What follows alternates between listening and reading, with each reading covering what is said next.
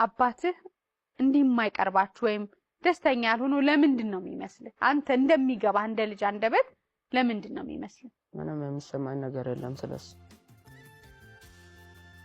ለምን እንደሱ አልክ? ለምን እንደሱ አልክ?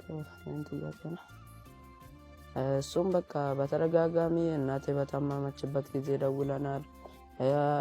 ለማምጣት ፍላጎት የለም። አሁን እሱ እዚህ ቢመጣ ራሱ እኔ ዞር ብዬ የሚያወራው አይመስለኝም። አንዳንድ ሰው እንትን ማለት ነው ሀሳብ ማለት ነው። ለምን እሷ ያለችበት ጊዜ ራሱ ያልመጣ ሰው እሷ ከሞተች በኋላ ምን ያደርጋል? ከመጣም ምንም አያደርግም። ስለዚህ እኔ ስለሱ ማውራትም አልፈልግም። ይቅርታ አድርግልኝ።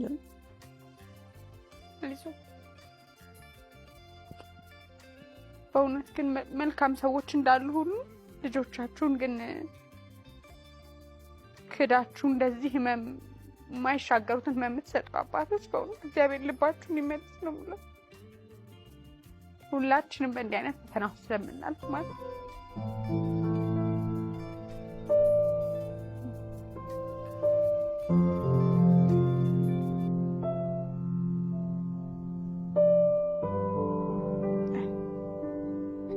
ካልዲ አሁን ጧት ተነስተህ ምንድነው የምታደርገው ለልጆቹ? እሷም እያለች እየታመመች ምንድነው የምታደርገው? ምግባቸው የሚቋጠር ትምህርት ቤት ነው የሚበሉት?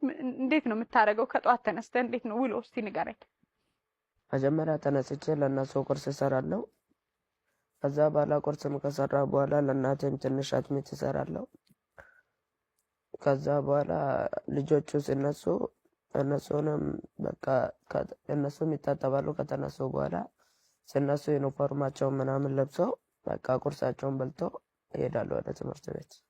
ምግብ የምትሰራ ወጥ ምናምን የምትሰራው አንተ ነህ? አዎ እሰራለሁ። እኔ ነኝ የምሰራው። እንጀራ ትጋግራለህ? እንጀራም እንኳን አልጋግርም። ወጥ ነው የምትሰራው? እንጀራ እስኪ ትገዝታችሁ ነው? እንጀራ እንገዛለን። መቼ ነው የለመድከው ወጥ መስራት?